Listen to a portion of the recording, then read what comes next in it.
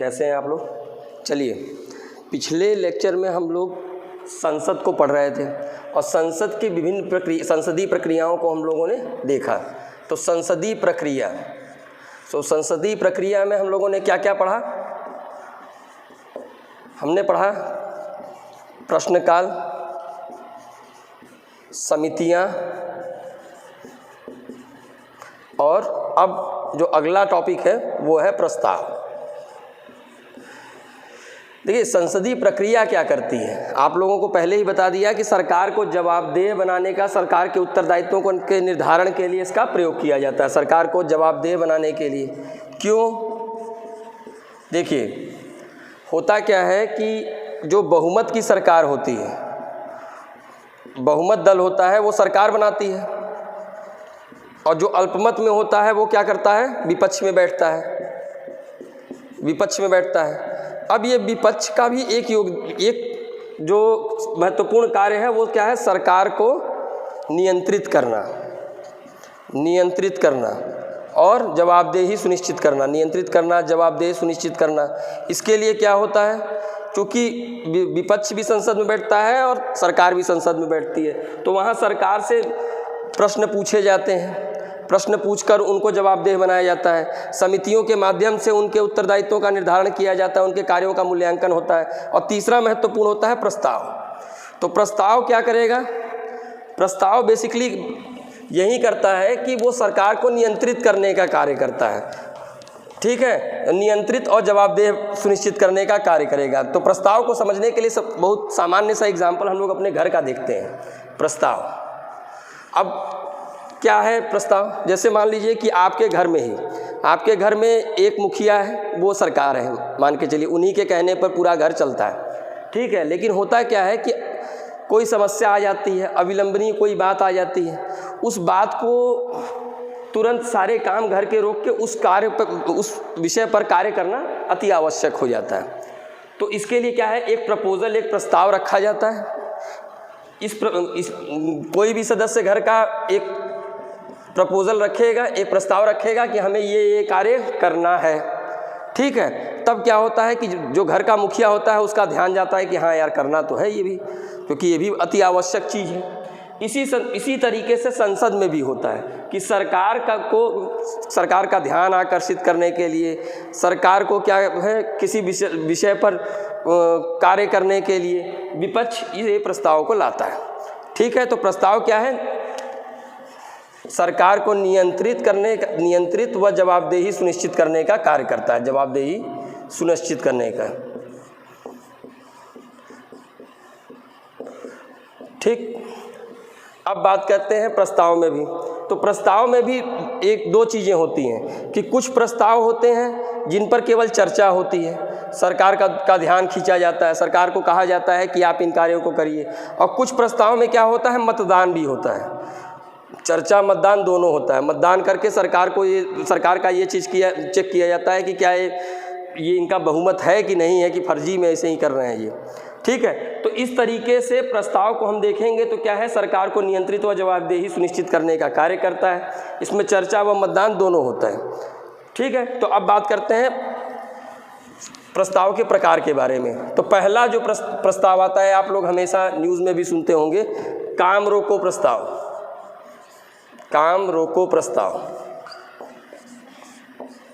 या स्थगन प्रस्ताव। इसको इंग्लिश में हम कहते हैं एडजॉर्नमेंट मोशन।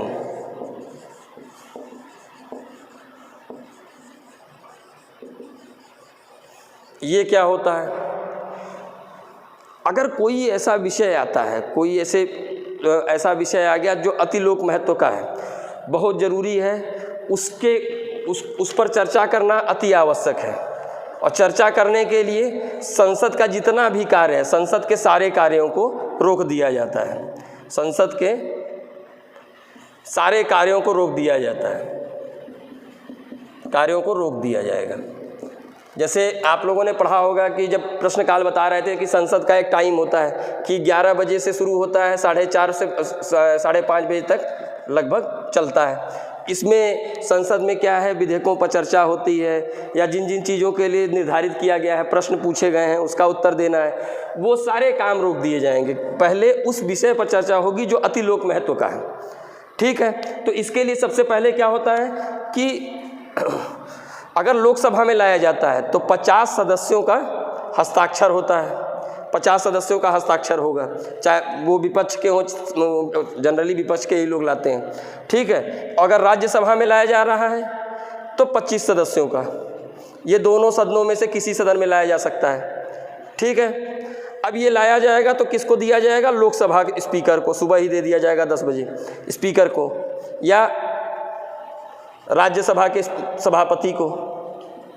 ठीक है, अब इस पर वो देखेंगे कि क्या इस विषय पर काम रोको प्रस्ताव आ सकता है। तो काम रोको प्रस्ताव के लिए 4 महत्वपूर्ण शर्तें हैं। इस शर्तों को देख लेते हैं कि अति लोक महत्व का हो। पहली बात क्या है, पहला चीज़ क्या है, लोक महत्व का हो।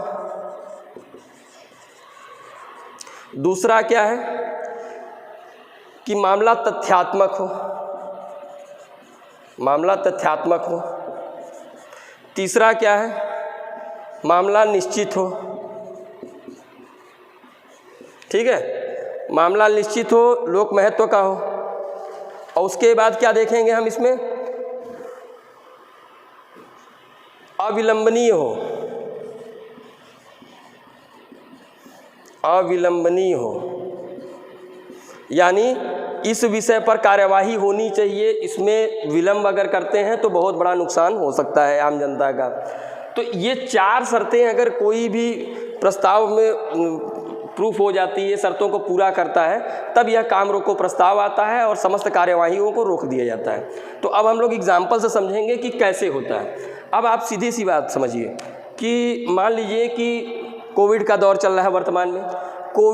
कोविड दौर में ऑक्सीजन सप्लाई की कमी है। ठीक है, ऑक्सीजन की कमी है। अब इस कमी के कारण ऑक्सीजन सप्लाई के लोगों की मृत्यु बहुत तेज़ हो रही है। लोगों की मृत्यु हो रही है तो अगर संसद चल रही होती या लोकसभा चल रहा होता तो विपक्ष काम रोको प्रस्ताव ला सकता था। वो क्या कहता है कि ये सबसे बड़ी बात है लोक महत्व के, लोगों के महत्व की चीज़ है। उसके बाद ये तथ्यात्मक है, तथ्य है कि इतने लोग मर चुके, डेली के डेली 3.5 लाख केसेस आ रहे हैं। उसके बाद निश्चित है कि इतनी चीज़ें हो ही रही हैं, कहीं भी ऐसा नहीं है कि झूठ फरेब है। और अविलंबनीय है, अगर इस पर ऑक्सीजन सप्लाई हम ढंग से नहीं देते हैं, रेमडेसिविर जो दवा है वो नहीं देते हैं, तो क्या होगा, बहुत बड़े स्तर पर लोगों की मृत्यु हो सकती है।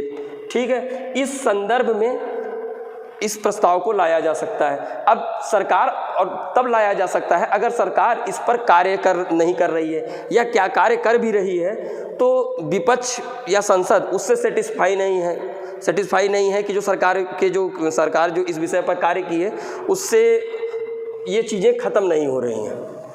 ठीक है, सिचुएशन हैंडल नहीं हो रही है। तो सिचुएशन हैंडल नहीं हो रही तो ये प्रस्ताव लाया जाएगा और तुरंत बोला जाएगा कि सारा काम छोड़िए, पहले ये काम कीजिए। जैसे घर में होता है कि मान लीजिए कि कोई ऐसी घटना घट गई तो होता है कि सारा काम छोड़ के पहले ये काम कर लिया जाए। ठीक है, तो उसी तरीके का काम रोको प्रस्ताव या स्थगन प्रस्ताव है। स्थगन का मतलब क्या होता है, सस्पेंड करना, कुछ समय के लिए सारे कार्य को रोक के पहले ये कार्य करिए। तो इसमें क्या होता है, चर्चा होती है बेसिकली। तो एग्ज़ाम पॉइंट ऑफ व्यू से अगर हम लोग देखेंगे तो इसमें कितने तरीके के क्वेश्चन बन सकते हैं। पहली चीज़ कि क्या होता है इसमें, तो संसद के सारे कार्यों को रोक दिया जाता है। उसके बाद कौन लाता है, तो 50 सदस्यों के हस्ताक्षर से लोकसभा में लाया जाएगा और 25 सदस्यों के हस्ताक्षर से राज्यसभा में लाया जाएगा। उसके बाद लोकसभा का स्पीकर या राज्यसभा का स्पीकर यह डिसाइड करता है कि क्या ये 4 शर्तों को फुलफिल कर रहा है, 4 शर्तें पूरा कर रहा है। इस 4 शर्तों में क्या होता है कि मामला अतिलोक महत्व का हो, तथ्यात्मक हो, निश्चित हो और अविलंबनीय महत्व का हो। ठीक है, तो आपके एग्जाम पॉइंट ऑफ व्यू से देखा जाए तो इसी में से क्वेश्चन आपको एमसीक्यू के रूप में मिलेंगे। और अगर आप मेंस लिखते हैं, मेंस में आंसर राइटिंग करते हैं, तो जब सरकार को जैसे होता है विपक्ष का रोल या संसदीय प्रक्रियाओं का रोल, तो उसमें आप तीनों को जोड़ के लिखेंगे, प्रश्नकाल वाला भी, समितियों का, उसमें एग्जाम्पल देके और ये प्रस्ताव का, तो आपका आंसर कंप्लीट होगा। ठीक है, तो ये हो जाता है, पहला तो होता है स्थगन प्रस्ताव। अब दूसरा आता है निंदा प्रस्ताव, सेंसर मोशन। तो निंदा प्रस्ताव क्या है, बहुत सामान्य सी बात है। अगर भारत में क्या है, कार्यों का निष्पादन कौन करता है? कार्यपालिका करती है। पहले निंदा प्रस्ताव को समझ लें। निंदा प्रस्ताव, सेंसर मोशन, ठीक है। अब निंदा प्रस्ताव क्या है कि भारत में क्या है, समस्त कार्यों को कार्यपालिका करती है। विधायिका क्या करती है? कानून बनाती है, लेकिन कार्यपालिका उसको लागू करती है। तो कार्यपालिका समस्त कार्य करती है। और कार्यपालिका कौन होती है? मंत्रिपरिषद होता है, मंत्रिपरिषद होता है। और इस मंत्रिपरिषद में क्या होते हैं? मंत्रीगण होते हैं, मंत्रीगण होते हैं। मंत्रीगण क्या करते हैं? अपने विभागों को के मुखिया होते हैं, विभागों के हेड होते हैं, विभागों के मुखिया होते हैं। अब ये बताइए कि मान लीजिए कि कोई कार्य है, मान लीजिए एग्जाम्पल रेलवे ही ले लीजिए कि रेलवे है, तो रेलवे में क्या है, अचानक से बहुत सी एक ही महीने में एक्सीडेंट हो जाता है।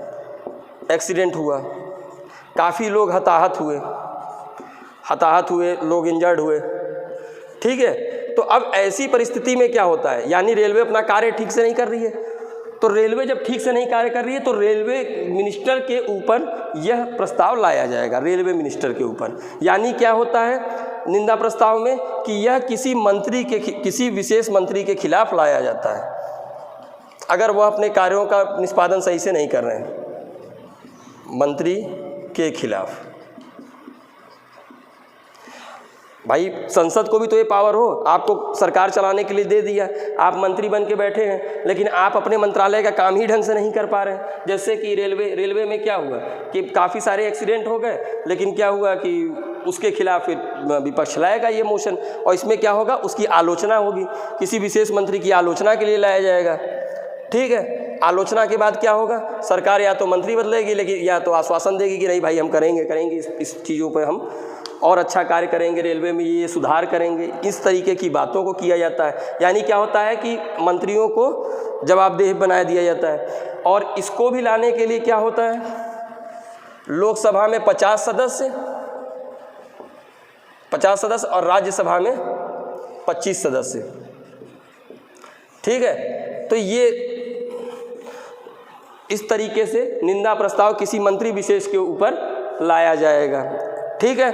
अब आप लोग समझ गए होंगे कि क्या है कि मंत्रियों को, किसी विशेष मंत्रियों को उनके कार्यों के प्रति उनकी आलोचना करने के लिए हमेशा लाया जाता है। इस पर केवल चर्चा होती है, ठीक है। तो केवल चर्चा होगी, उनकी आलोचना होगी। यही तो कारण है कि इस तरीके के प्रस्ताव लाने के कारण अगर मान लीजिए कोई घटना घटती है तो सरकार इन मोशन यानी इस प्रस्ताव लाने से पहले ही उस मंत्री को हटा देती है या कैबिनेट रिशफल कर देती है, ठीक है। सुनते नहीं होंगे कि कोई घटना घटी नहीं कि तुरंत मंत्री पद से उनका इस्तीफा लिया जाता है और नए मंत्री की नियुक्ति की जाती है, ताकि विपक्ष इस तरीके के प्रस्तावों को न ला सके, सरकार की आलोचना से बचे। अच्छा, आप लोग के दिमाग में ये हो रहा है कि यार चर्चा ही तो हो रही है, सरकार थोड़ा ना गिर रही है। तो ये याद रखिएगा कि अगर चर्चा ही हो रही है तो 5 साल बाद वह यही जो सत्ता पक्ष है ये चुनाव में वोट मांगने जाएगा जनता के पास, और जनता इतनी बेवकूफ़ नहीं है, वो भी समझ रही है कि नहीं आपने तो कार्य नहीं किया, विपक्ष ने इस मुद्दे को उठाया भी था,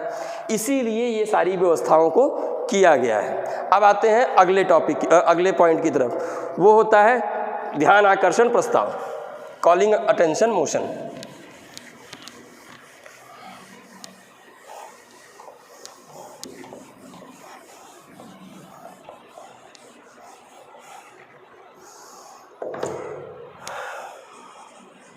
ध्यान आकर्षण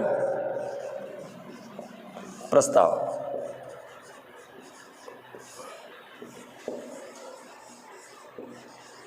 कॉलिंग अटेंशन मोशन।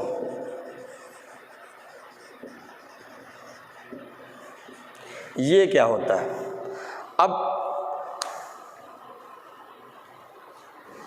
ये एक प्रोसेस है जिसका जन्म भारत में ही हुआ है, और इसमें भी क्या होता है, जैसे हम लोगों ने स्थगन प्रस्ताव में लाया था, स्थगन प्रस्ताव में क्या होता था, लोक महत्व से जुड़े कोई मुद्दा होता था तो तुरंत उसी दिन सारा के सारा कार्यों को छोड़ के स्थगन प्रस्ताव वाले विषय पर चर्चा की जाती थी। उसी तरीके से ये भी है।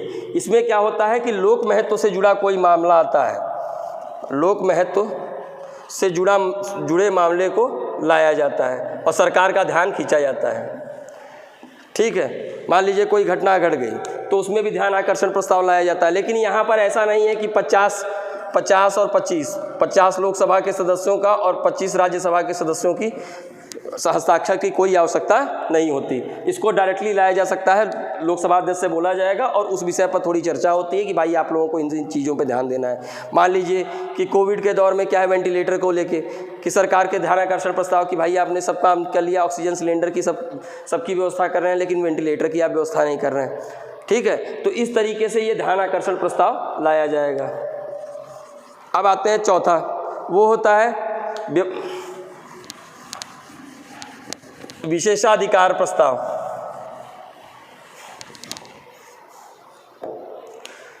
चौथा होता है विशेषाधिकार प्रस्ताव।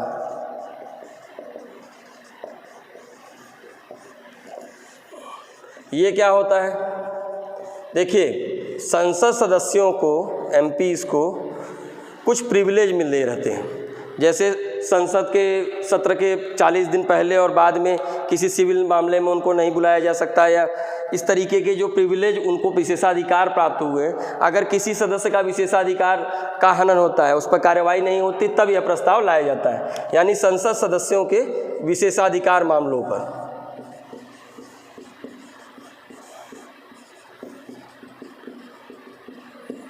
लाया जाएगा। जैसे समझ लीजिए कि कोई मुद्दा आता है, किसी संसद सदस्य का विशेषाधिकार हनन होता है और ध्यान ही नहीं देती, स्पीकर भी ध्यान नहीं देते, इस संदर्भ में इस विशेषाधिकार प्रस्ताव को लाया जाता है। इस पे भी चर्चा ही होती है ताकि सरकार कम से कम इन कार्यों को सही से कर सके। ठीक है, तो ये विशेषाधिकार प्रस्ताव हो गया।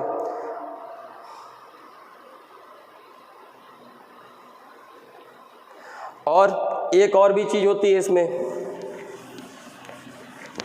एक प्रस्ताव और है। वो प्रस्ताव क्या है? व्यवस्था का प्रश्न, व्यवस्था संबंधी व्यवस्था का प्रश्न, या calling attention motion, calling attention नहीं, पॉइंट ऑफ ऑर्डर मोशन। अब इसमें क्या होता है कि संसद में पूरी व्यवस्था, संसद में क्या है, अपनी कार्यवाही चलती है, चर्चा होता है, मतदान होती है, सारी व्यवस्थाएं होती हैं। लेकिन क्या होता है कि अगर कोई व्यक्ति व्यवस्था को बिगाड़ता है, वहाँ पे बदतमीजी जैसे सुनते होंगे कि पहले कुर्सी मेज चल जाती थी, तो व्यवस्था का प्रश्न जब उठता है तब यह मोशन लाया जाता है सरकार के खिलाफ कि भाई आप लोग क्या कर रहे हैं, संसद में ये सारी चीज़ें कैसे हो रही हैं। तो व्यवस्था संबंधी मामले पर लाया जाता है और सांसदों से प्रश्न पूछा जाता है। ठीक है, तो ये हो गए बेसिकली हमारे 5 तरीके के प्रस्ताव जिस पर केवल चर्चा होती है। अब महत्वपूर्ण जो आता है वो आता है अगला चरण। इसमें तो केवल चर्चा होती है, लेकिन अब जो 2 प्रस्ताव हैं, एक विश्वास प्रस्ताव और दूसरा अविश्वास प्रस्ताव, हमेशा इसके बारे में कंफ्यूज भी होते होंगे और एग्ज़ाम के पॉइंट ऑफ व्यू से महत्वपूर्ण भी है। तो पहला होता है विश्वास प्रस्ताव। विश्वास प्रस्ताव ये क्या होता है? देखिए, हमने पहले ही बताया था कि आपको कुछ प्रस्ताव पर चर्चा होती है और कुछ प्रस्ताव पर चर्चा मतदान दोनों होता है। तो ये वो प्रस्ताव है जिस पर मतदान होगा, समझ गए? तो अब क्या होता है विश्वास प्रस्ताव? अमूमन क्या होता है कि राष्ट्रपति या राज्यपाल अपने संबंधित राज्य में और राष्ट्रपति संसद में क्या होता है कि सरकार को शपथ दिलाने के बाद ये प्रस्ताव को लाया जाता है। ये पक्ष लाता है, सत्ता पक्ष लाता है, जनरली सत्ता पक्ष लाता है। धन्यवाद प्रस्ताव भी इसको कहते हैं कि आपने हमको शपथ दिलाया, अब हम आप ये प्रस्ताव ला रहे हैं और आपको दिखा रहे हैं कि हमारा जो बहुमत है वो संसद में पूरा है, यानी फ्लोर टेस्ट की तरह होता है इसमें। या फिर बजट के बाद सत्ता पक्ष के शपथ के बाद एवं बजट सेशन के बाद, बजट के बाद क्या होता है, जब बजट पेश किया जाता है उसके बाद विश्वास प्रस्ताव लाया जाता है। इसमें क्या होगा कि जब ये प्रस्ताव आ जाता है तो राष्ट्रपति जी चूँकि आते हैं और संसद में इस पर बात होती, उन्होंने जैसे बजट है तो बजट की जितनी भी विभिन्न धाराएं हैं, बजट के उद्देश्य पर वो बताते हैं, तो इस चीज़ को लेकर एक धन्यवाद प्रस्ताव लाते हैं कि ठीक है आप आए संसद में, इसके लिए हम धन्यवाद प्रस्ताव ला रहे हैं। इसी को हम विश्वास प्रस्ताव भी कहते हैं। इसमें क्या होता है इस प्रस्ताव को पास किया जाता है और पास करने के लिए मतदान कराया जाता है। और मतदान कराया जाएगा तो अगर सरकार का बहुमत है सिद्ध हो जाता है तब तो वो सरकार चलाते हैं। बहुमत से सिद्ध हो जाएगा तो सरकार चलाएंगे। और अगर बहुमत सिद्ध नहीं हो पाया, मान लीजिए 2-4 सांसद नहीं रहे, उनका मैनेजमेंट सही नहीं रहा, तो सरकार गिर भी जाती है। सबसे अच्छा एग्जाम्पल है कि जब अटल बिहारी वाजपेयी की 13 दिन की और 13 महीने वाली सरकार इसी संदर्भ में गिरी थी। यही प्रस्ताव लाया गया था अटल बिहारी वाजपेयी की 13 दिन और 13 महीने वाली सरकार में। इसमें क्या होता है, अब समझ गए आप लोग कि विश्वास प्रस्ताव में क्या है। यह जनरली तब लाया जाता है जब राष्ट्रपति या राज्यपाल या तो सत्ता पक्ष, जब सरकार नई सरकार बनती है तो उनको शपथ दिलाते हैं सभी मंत्रीगणों को, और दूसरा जब बजट रखवाते हैं राष्ट्रपति जी तो उसके बाद धन्यवाद प्रस्ताव लाया जाता है। और इसी धन्यवाद प्रस्ताव में मतदान होगा, क्योंकि धन्यवाद प्रस्ताव पास का मुंह से नहीं बोला जाता। इसमें क्या होगा, बाकायदा मतदान होगा। मतदान में अगर वो बहुमत में है, उनका बहुमत सिद्ध हो गया तब तो सरकार चलाए, अगर बहुमत सिद्ध नहीं हुआ तो सरकार गिर जाएगी। ये चीज़ हुई थी कब, अटल बिहारी वाजपेयी जी के गवर्नमेंट में, जब 13 दिन और 13 महीने की सरकार उनकी चली थी। ठीक है, तो विश्वास प्रस्ताव आप लोग समझ गए। इसमें क्या, इसमें फिर से एक बार बोल दे रहा हूँ कि राष्ट्रपति जी जब सरकार को शपथ दिलाते हैं, सरकार के सदस्यों को, या फिर बजट जब रखवाते हैं, उसके बाद सरकार लाएगी, सत्ता पक्ष ना कि विपक्ष, सत्ता पक्ष लाएगा धन्यवाद प्रस्ताव। और धन्यवाद प्रस्ताव के बाद मतदान होगा। मतदान में अगर बहुमत सिद्ध नहीं कर पाती है सरकार, एक तरीके से फ्लोर टेस्टिंग हो जाती है, उसके बाद सरकार गिर जाती है। ठीक है, अगर बहुमत सिद्ध नहीं कर पाए। अब दूसरा आता है अविश्वास प्रस्ताव।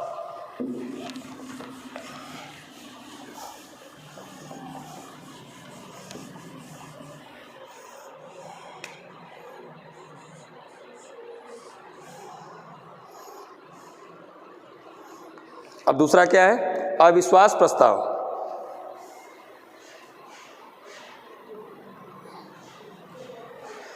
ये क्या होता है, सरकार के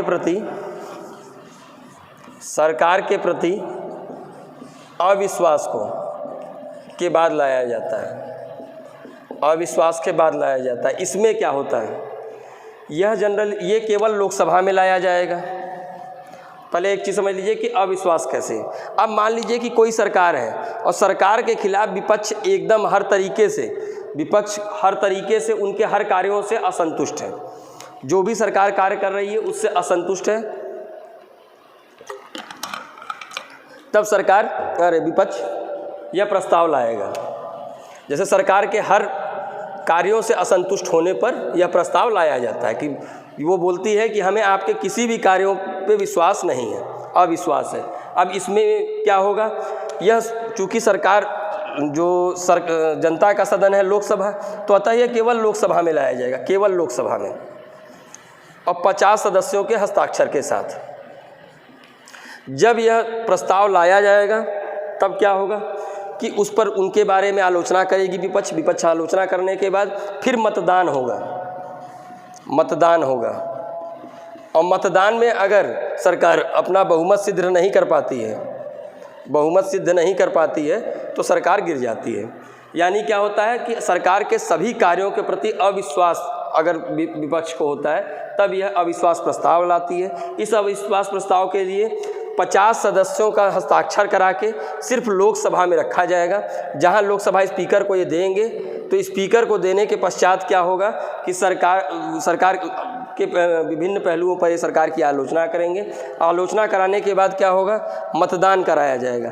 अगर बहुमत सिद्ध नहीं कर पाती है सरकार तो सरकार गिर जाती है। इसीलिए विश्वास अविश्वास प्रस्ताव दोनों ही सरकार इन दोनों प्रस्तावों से बड़ा घबराती भी है। ठीक है, तो ये आप समझ गए कि अब इसमें एग्जाम में क्वेश्चन क्या पूछ सकता है, इसको देखिए। यह विपक्ष लाएगा, सरकार के सभी नीतियों के प्रति अविश्वास को दर्शाया जाएगा। दूसरी चीज़ क्या है कि यह केवल और केवल लोकसभा में लाया जाएगा। क्यों? क्योंकि ये जनता का सदन है और जनता का सदन होने के नाते सरकार को पर यहीं पे फ्लोर टेस्टिंग कराई जाएगी। ठीक है, उसके बाद ये स्पीकर को देंगे। उसके बाद कितने सदस्यों की हस्ताक्षर की जरूरत होगी, 50 सदस्यों के हस्ताक्षर की जरूरत होगी। और उसके बाद होने के बाद चर्चा होगी, फिर मतदान होगा। एक बात याद रखिएगा, पहली बार जो ये अविश्वास आया था वो 1963 में आया था। JB कृपलानी जी ने लाया था। इतिहास में पढ़ते होंगे आप लोग JB कृपलानी जी के बारे में। तो JB कृपलानी जी लाए थे नेहरू जी के खिलाफ। ठीक है, अभी हाल में क्या हुआ, हाल में भी इसको लाने का प्रयास किया गया था, किसकी तरफ से, ममता बनर्जी की तरफ से लाने का प्रयास किया गया था 2019 से पहले, ममता बनर्जी इसको लाने का प्रयास की थी। ठीक है, तो अब आप लोग अविश्वास प्रस्ताव को काफ़ी हद तक समझ गए होंगे। ठीक, तो अब चलिए यहाँ पर हमारा संसदीय प्रक्रिया पूरी होती है। अब संसदीय प्रक्रिया पूरी होने के पश्चात अब हम लोगों के दो टॉपिक बचते हैं। एक बचता है संसद सदस्यों का विशेषाधिकार और संसद सदस्यों की सदस्यता समाप्त होने की विधि। अभी हम लोगों ने ठीक है, जो संसद सदस्यों के सदस्यता समाप्ति के लिए हम लोगों ने कई चीज़ें पढ़ी थी, जैसे दल बदल कानून पढ़ा था, आर्टिकल 102 में जो लिखा था निर्योग्यता के लिए, कुछ और भी बात है जो जिससे सांसदों की सदस्यता रद्द की जाती है, सस्पेंड किए जाते हैं। तो उसको हम लोग अब बस समझते हैं। देखिए, अब हम लोग नए टॉपिक की तरफ चलेंगे। वो क्या है? वो है संसद सदस्यों का विशेषाधिकार। ठीक है, तो जब हम विशेषाधिकार की बात करेंगे तो आपको तुरंत याद आएगा कि भारत में तो समानता की बात कही गई है, और समानता को हम लोगों ने कहाँ पर दिया है? मूल अधिकारों के रूप में दिया है। तब कैसे विशेषाधिकार? जैसे समानता, तो समानता क्या होती है? एक तो संपूर्ण समानता, जिसमें एक तो हम लोग क्या करते हैं, संपूर्ण समानता की बात करते हैं, सभी व्यक्ति समान हैं। समानता का बेसिक अर्थ होता है विशेषाधिकारों का अंत, विशेषाधिकारों का अंत। क्योंकि पहले के काल में क्या होता था, अंग्रेजों के या उससे पहले, कि कुछ विशेष पदाधिकारियों को विशेषाधिकार प्राप्त हुआ करते थे। उसी विशेषाधिकारों को अगर हम समाप्त कर देते हैं तो समानता आ सकती। तो समानता दो तरीके की होगी, एक तो होगी संपूर्ण समानता, सभी व्यक्ति समान हो जाएं, और दूसरा होता है असमान के साथ असमान व्यवहार, समान के साथ असमान व्यवहार, जिसको भारत में माना जाता है। ये दोनों ही कंसेप्ट भारत में माने जाएंगे। संपूर्ण समानता में क्या है कि सभी व्यक्ति समान हैं, जैसे आप जानते हैं सभी को समानता की बात की गई है, इक्वल अपॉर्चुनिटी दी गई है। ठीक है, लोक नियोजन के विषय पर किसी तरीके का भेदभाव नहीं होगा। ये सब सारी बातें तो आपने मूल अधिकार में पढ़ा है। लेकिन दूसरा एक पहलू होता है कि असमान व्यक्ति के साथ असमान व्यवहार, ये भी समानता की ही परिभाषा के अंतर्गत आता है। ये कैसे आता है, इसको समझते हैं हम लोग, और इसी के तहत हम लोग कुछ पदों पर विशेषाधिकार देते हैं। असमान के साथ असमान व्यवहार, तो क्या जो राष्ट्रपति का जो पद होता है ये असमान है। कैसे? क्योंकि ये भारत के प्रथम नागरिक हैं, और प्रथम नागरिक होने के साथ साथ क्या है, समस्त कार्यपालिका शक्ति इन्हीं में निहित है। इन्हीं के नाम पर हम शासन करते हैं या सरकार शासन करती है, तो इसलिए ये असमान है। तो इनके साथ असमान व्यवहार भी किया जाएगा। तो असमान व्यवहार कैसे? इनको भी विशेषाधिकार दिया गया है, जो हम लोग राष्ट्रपति वाले चैप्टर में पढ़े थे। ठीक है, उसी तरीके से संसद सदस्यों को भी विशेषाधिकार दिया जाता है। संसद सदस्यों को, इसी में एक जोड़ लीजिए, विधानसभा सदस्यों को भी दिया जाता है। ठीक है, सदस्यों को भी विशेषाधिकार दिया जाएगा। क्यों दिया जाएगा? क्योंकि जो संसद सदस्य हैं वो क्या है, आपके रिप्रेजेंटेटिव हैं, आपकी बातों को जाकर संसद में या विधानसभा में रखवाते हैं, उनकी पटल पे रखवाते हैं। इसी संदर्भ में इनको विशेषाधिकार दिया गया। यह अब असमान है, तो असमान के साथ असमान व्यवहार का जो पूरी प्रक्रिया है वो इसी के माध्यम से चलेगी। ठीक है,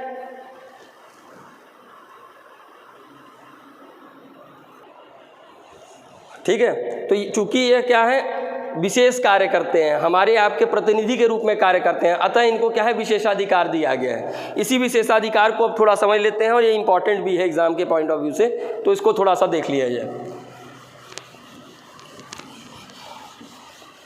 अब संसद सदस्यों का विशेषाधिकार कौन से आर्टिकल में है?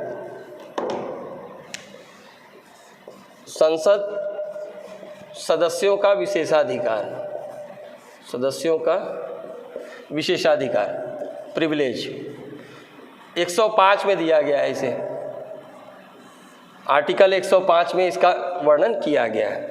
अब यह विशेषाधिकार दो हैं, एक तो व्यक्तिगत विशेषाधिकार, और दूसरा कौन सा है, सामूहिक विशेषाधिकार। चूँकि संसद सदस्य सामूहिक रूप से कार्यवाहियों में भाग लेते हैं तो इसलिए इन्हें सामूहिक विशेषाधिकार भी दिया गया है और कुछ व्यक्तिगत विशेषाधिकार भी दिया गया है। तो पहले हम लोग समझ लें कि व्यक्तिगत विशेषाधिकार क्या है।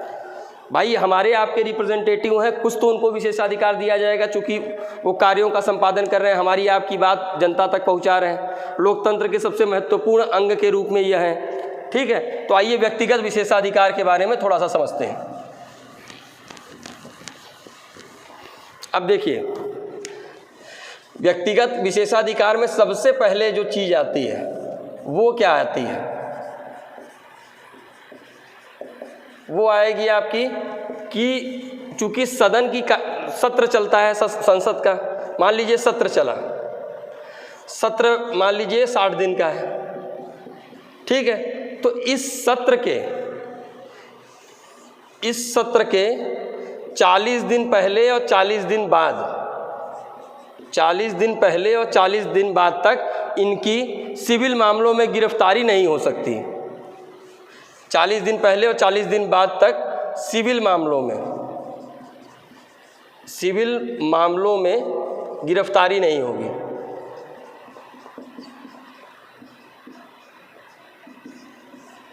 अब सिविल मामला क्या होता है इसको समझिए। सिविल मामले के बारे में आप लोग को थोड़ा बहुत पता होगा, कहिए थोड़ा सा बता देता हूँ कि 2 तरीके के मामले होते हैं। आईपीसी सीआरपीसी जो आप लोग पढ़ते हैं वो इसी आधार पे बने हैं। एक होता है सिविल मामला, एक होता है फौजदारी मामला। फौजदारी सिविल मामले में कौन से मामले आते हैं? ज़मीन जायदाद, शादी विवाह, इस तरीके की जितनी भी चीज़ें आएंगी वो सिविल मामलों में आएगी।